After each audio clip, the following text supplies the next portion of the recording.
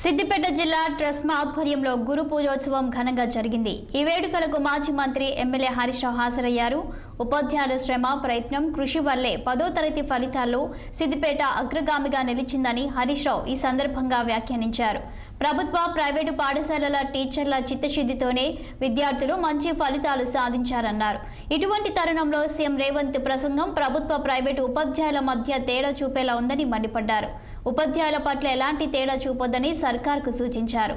ఒకరిని మెచ్చుకునే క్రమంలో మరొకరిని కించపరిచే వ్యాఖ్యలు సీఎం స్థాయి మనిషికి తగదని తెలిపారు।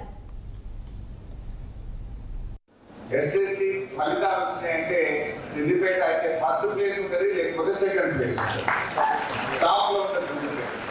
33 జిల్లాల తెలంగాణలో 10వ తరగతి పరీక్షా ఫలితాలు వచ్చినాయంటే ర్యాంకు వచ్చిందా రాదా అనే అనుమానం అవసరం లేదు। ఫస్ట్ ఉందా సెకండ్ ఉందా సిద్దిపేట అనేది చూసుకుంటాం మనం।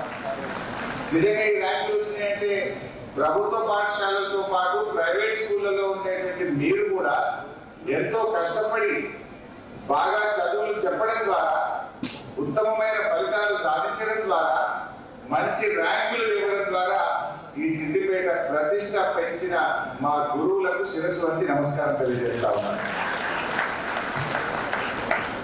ఈసారి 10వ తరగతి పరీక్షా ఫలితాలు మీ అందరికీ తెలుసు। పోయినసారి 98.65 వస్తే ఈ సంవత్సరం 98.68 వచ్చింది, అంటే 0.03 ఎక్కువగానే వచ్చింది। కానీ కొద్ది 0.0లో సెకండ్ ప్లేస్ వచ్చింది, ఫస్ట్ వేరే వాళ్ళకి పోయింది, మనకి సెకండ్ వచ్చింది। నేను ఇక్కడ చెప్పాల్సింది ఏంటంటే కొంతమంది ఈ మధ్య ఒక ముఖ్యమంత్రి గారితో మాట్లాడుతూ ఏమన్నాడంటే ప్రభుత్వ గురువులు వేరే ప్రైవేట్ గురువులు వేరే అని వేరు చేసి మాట్లాడినట్టుగా రేవంత్ రెడ్డి గారి స్పీచ్ చూశాను ఈ మధ్య, బహుశా మీరు చూశారు కదా। ఆయన ఏమంటాడంటే ప్రభుత్వ పాఠశాలలో ఉండే టీచర్లకు బాగా చదువు వస్తుంది, ప్రైవేట్ స్కూళ్ళలో చెప్పే టీచర్లకు చదువు రాదు అని మాట్లాడినాడు। అది చాలా దురదృష్టకరం, బాధకరం। నిజంగా చదువు రాకపోతే ఈ ర్యాంకులు ఎట్లా వస్తాయి? 99% రిజల్ట్ సిద్దిపేట నియోజకవర్గంలో ఏ రకంగా వస్తుంది అని నేను అడుగుతాను।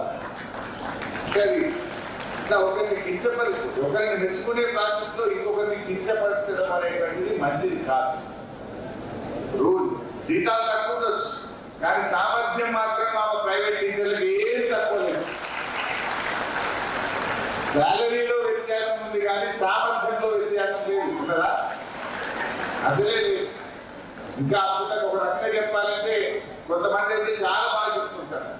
సో అట్లా ప్రభుత్వ టీచర్లు బాగా చెప్పే వాళ్ళు ఉంటారు, ప్రైవేట్ లో కూడా బాగా చెప్పే వాళ్ళు ఉంటారు।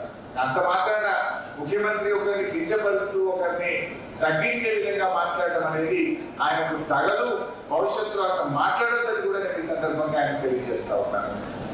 ఎస్ఎస్సి ఫలితాలు